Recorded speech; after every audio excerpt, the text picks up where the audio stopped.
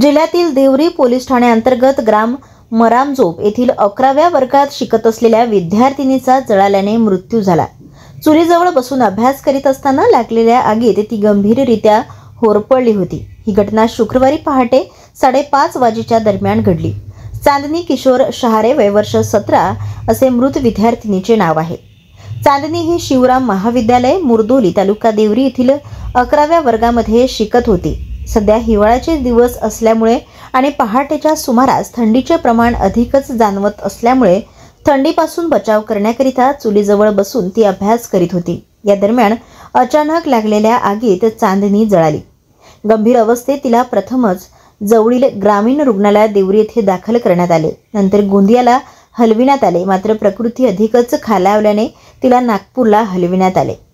नागपुरातील मेयो रुग्णालयात उपचारादरम्यान आज शनिवारी पहाटे 4 वाजेच्या सुमारास चांदनीचा मृत्यू झाला। तिच्या मृत्यूमुळे गावामध्ये हळहळ व्यक्त होत आहे। मृत्यूपश्चात आई, वडील, भाऊ असा मोठा आप्त परिवार आहे।